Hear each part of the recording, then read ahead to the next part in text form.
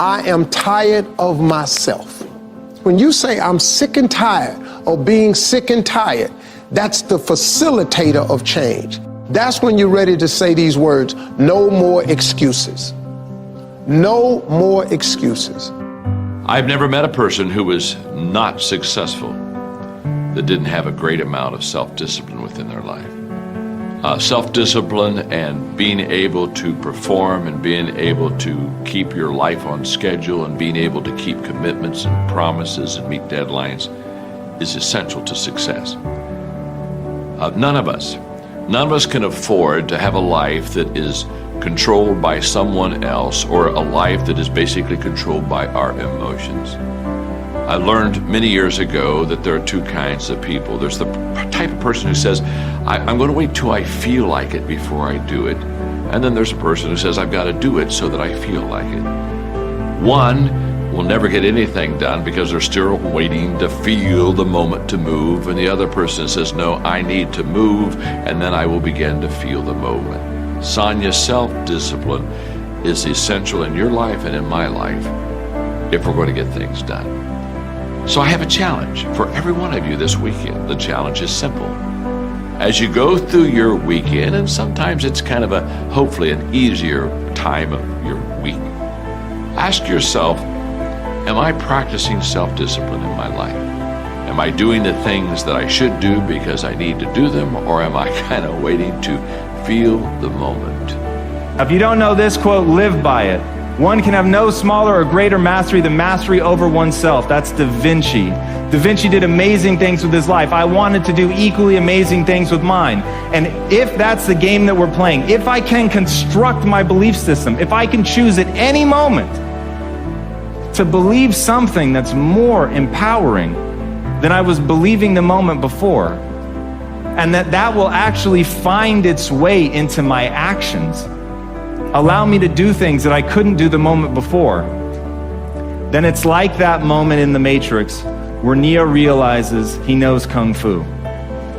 And that's like, as funny as that is, that's how I think about life. To me, the very fundamental purpose of life is to find out how many skills I can acquire that have utility, and then put that utility to the test in service of something greater than myself. Stop comparing yourself to others. So the first thing you do is stop focusing on other people.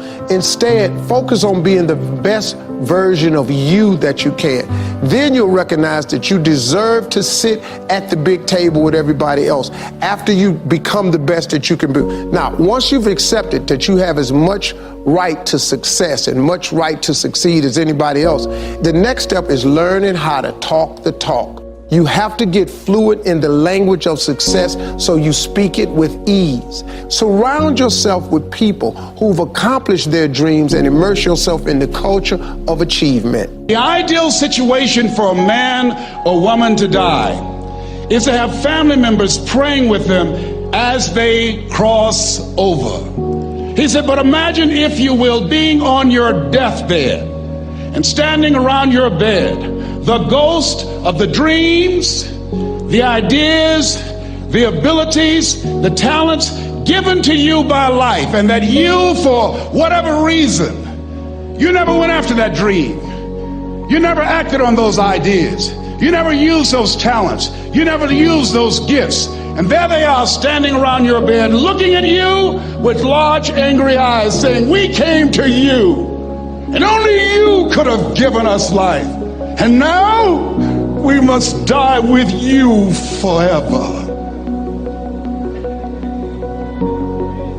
And the question is, if you died today, what dreams, what ideas, what talents, what books, what music, what leadership, what voice will die with you?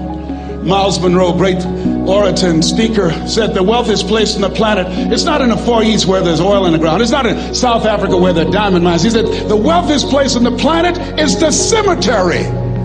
Because there you'll find greatness that we've never seen. There you'll find talent and genius and potential never actualized. Perhaps that's why Henry David Thoreau wrote the words, "Oh God, to reach the point of death, only to realize that you've never lived." Maybe that's why some unknown writer wrote the words, "What if you live your whole life only to discover that it was wrong? That it was wrong. That you were chosen to do something else and you didn't do it." Repeat after me, please. Live full. Die empty. I want you to take some notes and some things, and I want you to think about your goals and dreams in the three categories that I mentioned: personal, professional, and your social contribution. How many of you are serious about your goals and dreams? Raise your hands, please. Thank you very much. How many of you don't want to take your dreams to your grave with you? Raise your hands, please. Very good. Shake someone's hand on your right and left. Look them in the eyes and say, "Get out of your head and step into your greatness." Do that right now, please. Say, "Get out of your head and step into your greatness." I want you to write this down. Let us say together, as you think about your goals and dreams, let us say together, "It's possible," together, please. Yes, write that down. See, ladies and gentlemen, as an entrepreneur, I've been an entrepreneur for 20 years. It's my 21st year. I could have been speaking and training for 34 years. But for 14 years, I was living in my head. For 14 years, I stopped myself. For 14 years, I used to go see Zig Ziglar, that I considered the #1 motivational speaker on the planet. Zig Ziglar and Tony Robbins, they're the best on the planet. Bob Proctor, they're the best on the planet. Jack Canfield, Mark Victor Hansen, T. Harv Eckert. I would go and see them, and then I would leave, and my conversation with myself was, my heart would say, "I can do that." And then my mind would ask, how? How would you do that, Les Brown? See, when I was in the 5th grade, I was identified as EMR, labeled educable, mentally retarded. Put back from the 5th grade to the 4th grade. I failed again when I was in the 8th grade. I have no college training. And a man changed my life, and I'll never forget his name, Mr. Leroy Washington. He's in his 80s now, and he's blind from glaucoma, but he gave me a different vision of myself. I was in his class waiting on another student. He came in and said, "Young man, go to the board and work this problem out for me." I said, "Oh, sir, I can't do that." I said, "Why not?" I said, I'm not one of your students." He said, "Look at me." "Yes, sir." "Go to the board and work the problem out anyhow." I said, "Sir, I can't do that." He said, "Why?" I said, "Sir, because I'm educable, mentally retarded, sir. I'm in special education." And the students started laughing. They said, "That's Leslie. That's not Wesley. He's DT. Wesley is the smart twin." He said, "What does DT stand for?" I said, I'm the dumb twin, sir." And as the students laughed at me, he came from behind his desk, he looked at me and he said, "Don't you ever say that again. Someone's opinion of you does not have to become your reality."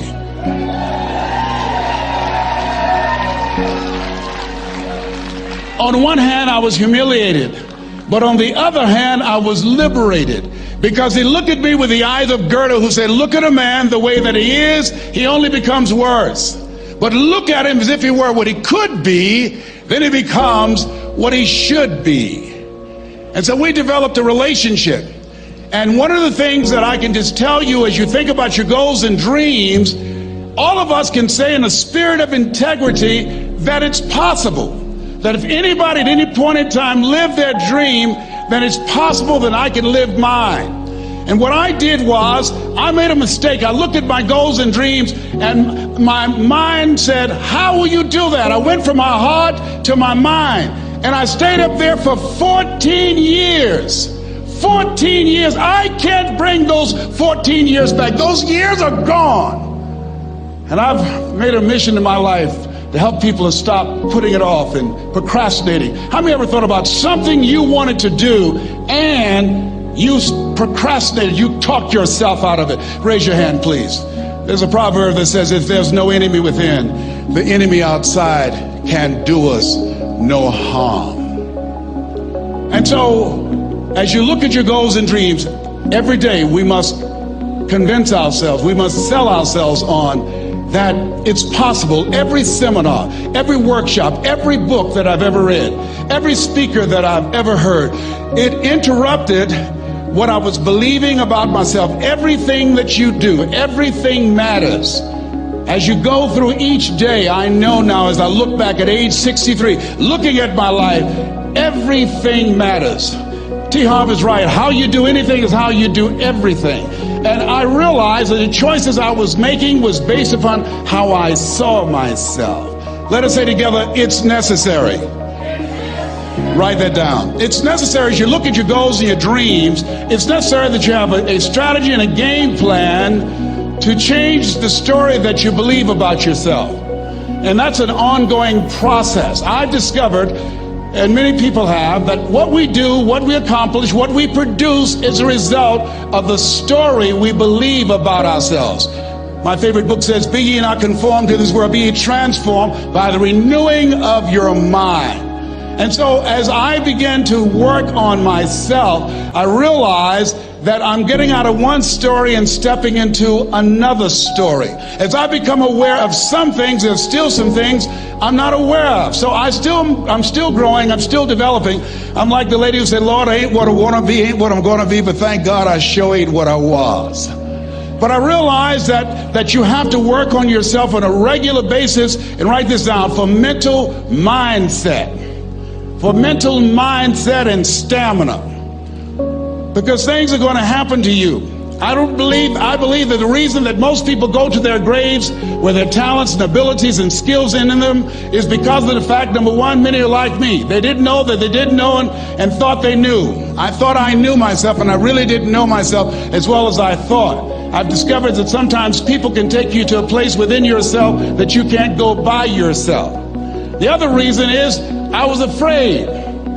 I never worked for a major corporation. I wanted to speak for corporations. I was afraid I would be exposed because I don't have a college education. I felt inferior because of the fact that I don't have a college education. I allowed that level of fear of failure to stop me. And because I never had any experience in it, I assumed that I could not do it. I was paralyzing myself by believing and assuming the limited part of myself as opposed to believing that I had something special. You have something special. There's something you want to do. Because you don't know how to do it doesn't mean that you can't learn. I like something that I heard. You don't have to be great to get started, but you have to get started to be great. Repeat after me, please. Leap and grow your wings on the way down. See, the people that will live their dreams, the 2% that will do that, these are, and write this down, become a risk taker. They're risk takers. They don't mind failing. They don't mind making mistakes. They're willing to take life on, take life in the collar. This, God said, if you're not willing to risk, you cannot grow. And if you cannot grow, you cannot become your best. And if you cannot become your best, you can't be happy. And if you can't be happy, then what else is there? I like what Helen Keller said. She said, life is short and unpredictable. Eat the dessert first.